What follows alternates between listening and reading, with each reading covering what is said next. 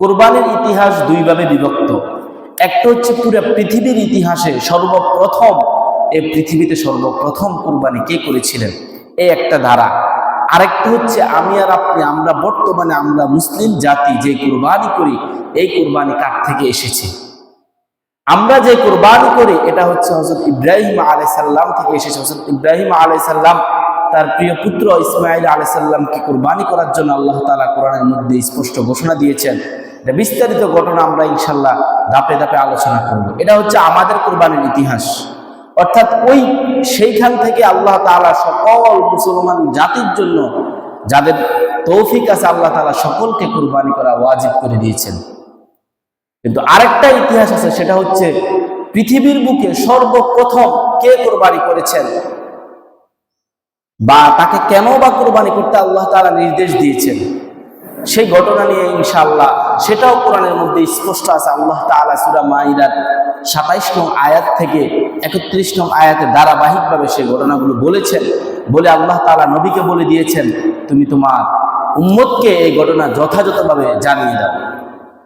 তো আমরা আগে সংক্ষেপে ঘটনার মূল কি সেটা বুঝবো, সেটা বুঝে তারপরে কোরআনের আয়াত থেকে আমি মূল ঘটনাটা বলবো। তাহলে আমরা এখন জানবো যে পৃথিবীর বুকে, পৃথিবীর ইতিহাসে সর্বপ্রথম কে কুরবানি করেছেন। তো পৃথিবীর ইতিহাসে সর্বপ্রথম কুরবানি করেছেন হচ্ছে হযরত আদম আলাইহিস সালামের দুই পুত্র হাবিল কাবিল। তাদের কুরবানি করার পিছনেও বিশাল রহস্য, বিশাল ঘটনা রয়েছে। যখন হযরত আদম আলাইহিস সালাম এবং মা হাওয়া আলাইহিস সালাম দুনিয়াতে প্রেরণ আসলেন এবং তাদের মাধ্যমে বংশ বিস্তার হওয়া শুরু হলো, তখন তো আর পৃথিবীর বুকে অন্য কোনো মানুষ নাই, অন্য কেউ নাই। আমার কথা স্পষ্ট বোঝা যাচ্ছে? বুঝতেছেন? হ্যাঁ, আচ্ছা।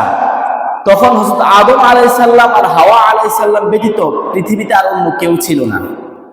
তাদের মাধ্যমে আল্লাহ তাআলা পুরা বিশ্বের মধ্যে মানব জাতির বিস্তার করেছেন। তো তাদের সর্বপ্রথম যেই সন্তান লাভ হয়, প্রথম গর্ভে একজন কন্যা সন্তান এবং একজন পুত্র সন্তান জন্মগ্রহণ করে, অর্থাৎ যমজ ভাই বোন। এক গর্ভে একটা পুত্র হয়েছে, একটা কন্যা সন্তান হয়েছে।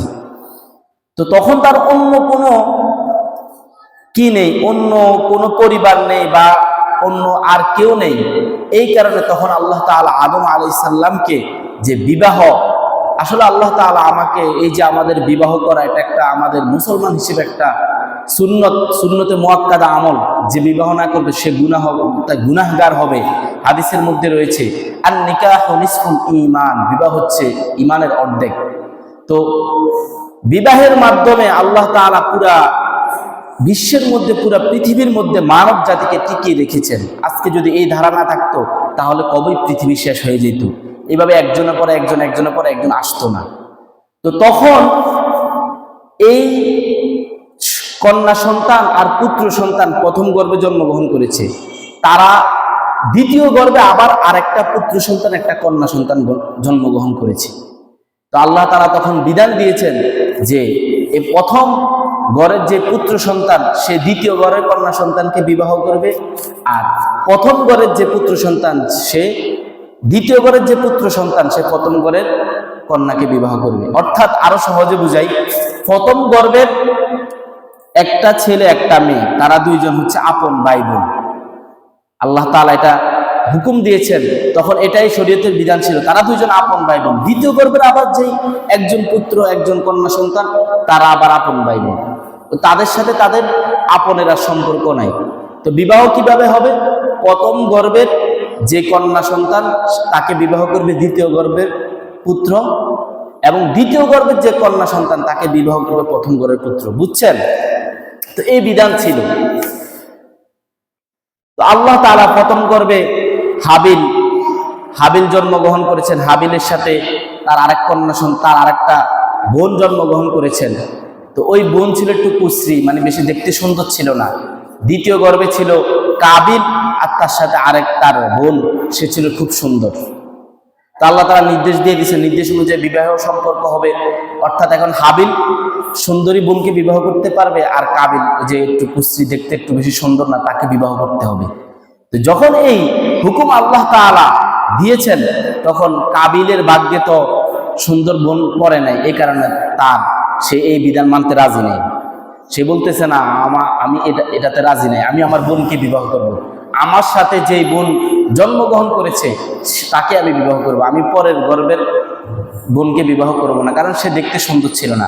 তখন আল্লাহ তাআলা নির্দেশ দিয়েছেন, তাহলে তোমরা দুজন কুরবানি করো, তোমাদের যার কুরবানি আল্লাহ তাআলা কবুল করবেন সেই সুন্দর সুন্দরী বোনকে বিবাহ করতে পারবে।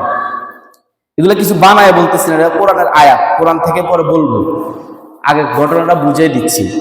তো তখন আল্লাহ তাআলা নির্দেশ দিয়েছেন যে তোমরা উভয় কি করো, কোরবানি করো। তখনকার সময় আবার কোরবানি কবুল হয়েছে কি না সেটা সাথে সাথে বোঝা যাইত। এখন আমি আর আপনি বর্তমানে আমরা মুসলমানরা যে কোরবানি করি, আমার কার কোরবানি কবুল হচ্ছে কার কোরবানি কবুল হচ্ছে না এটা আমি আপনি কেউ জানি না, আল্লাহ তাআলা ভালো জানে। কিন্তু তখন সিস্টেম ছিল, যে কোরবানি করতো, যার কোরবানি কবুল হইতো, তার কোরবানিটা আল্লাহ তাআলা ওই বস্তুটা আসমান থেকে একটা আগুন এসে ওই বস্তুটাকে জ্বালিয়ে দিত। যার কোরবানিকে জ্বালিয়ে দিত সেটা কি ধরা হইতো যে তার কোরবানিকে আল্লাহ তাআলা কবুল করেছেন। আর যার বস্তুটা যেভাবে থাকতো ওইভাবে পড়ে রয়েছে, আল্লাহ তাআলার পক্ষ থেকে আসমান থেকে আগুন এসে পুড়িয়ে না দিত, সে তার কোরবানি কি হয় নাই, কবুল হয়নি। এখন যেমন আমাদের সিস্টেম হচ্ছে, আমাদের সবচেয়ে প্রিয় বস্তু যেটা আমরা কি করি, আমাদের কাছে যেটা সবচেয়ে প্রিয় সেটা আল্লাহ তাআলার রাস্তায় কোরবানি করতে হয়। তখনও আল্লাহ তাআলা নির্দেশ ছিল যে তোমার সবচেয়ে প্রিয় বস্তু তুমি আল্লাহ তাআলার রাস্তায় দান করো। তখন হাবিল পশু চড়াতো, তার ছিল, সে ছাগল, বকরি, দুম্বা এগুলো চড়াতো। তো তার কাছে তার এই যন্ত্রগুলো সবচেয়ে প্রিয় ছিল, তাই সে ওইগুলো আল্লাহ তাআলার রাস্তায় কোরবানি করলো, আল্লাহ তাআলার রাস্তায় কোরবানি করে দিল। আর কাবিল সে কৃষি কাজ করত, সে কৃষি জমি উৎপাদন করতো, সে তার ওই কৃষি যেই খাদ্য পণ্যগুলো এগুলো আল্লাহ তাআলার রাস্তায় কোরবানি করলো। তা আল্লাহ তাআলা হাবিলের কোরবানি কবুল করেছেন। হাবিলের পশুটাকে আল্লাহ তাআলার পক্ষ থেকে আসমান থেকে আগুন এসে ওই পশুটাকে কি করে দিয়েছে, জ্বালিয়ে দিয়েছে।